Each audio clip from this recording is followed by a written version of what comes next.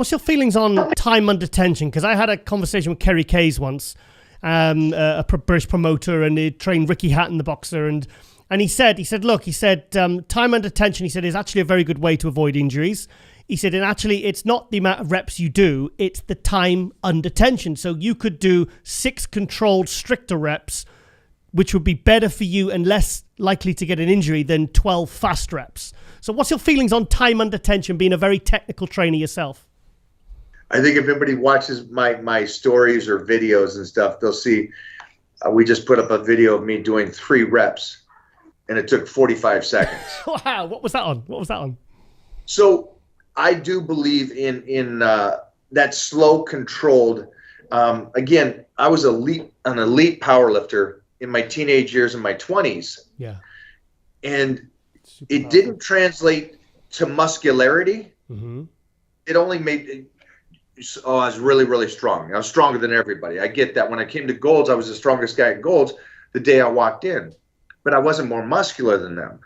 Okay. And so I think time retention is a couple different things. One is it's more muscularity, and it does keep the connective tissue safe. Because when those two things get out of balance, as you know, when the connective tissue is weak, mm-hmm.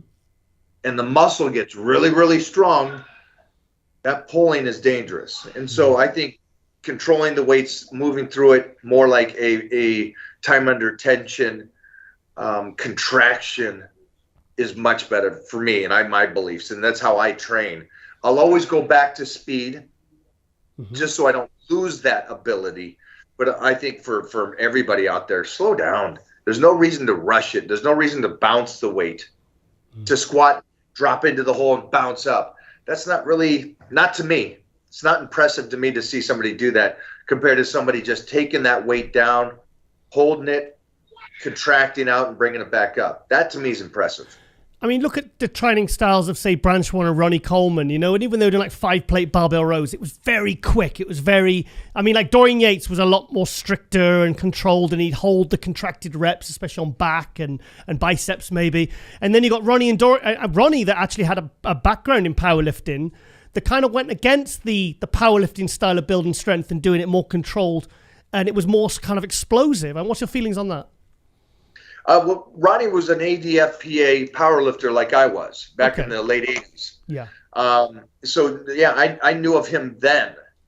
So, and then, he and I met in 89, I think it was the first time. I believe wholeheartedly that the rep range you're doing, you should always be at the peak weight that you're moving. Yeah. So I don't believe there's no such thing as lightweight. It's lightweight relative to the rep you're doing. So yesterday I did 15 reps on bench, close grip bench. The weight was still 350 pounds. Wow. I'm just doing 15 reps. Okay. But it's not to the mindset of somebody going, well, if you're doing 15, what should you do? 200 pounds? No, you still push it because they need to understand, society needs to understand, outside of building muscle, we get that. That's what weightlifting does. But what it can do is build a foundation of a strong body.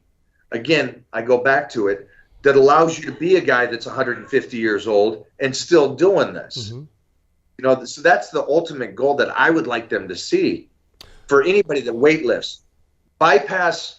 Skip over the Olympia titles or a trophy itself. Like if you took my universe away that I won, take that away. It's more beneficial that I got to be able to still do this today. Yeah. And I tussle with my son in jiu-jitsu, and I'm an old father.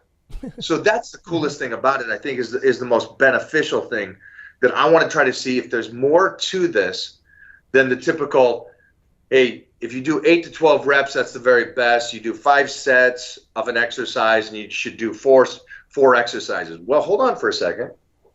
We go back to the boxing coach you were talking about.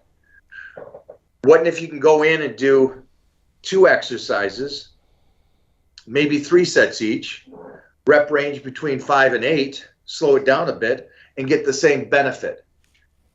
Now imagine this. You train a year like that. You train 10 years like that. How much less mileage do you have on that body? But you're still strengthening it and you're not destroying it. So there's the two aspects. Can weightlifting be good for you? Sure it can. Can it be bad for you? Well, of course it can. So we see that with past champions.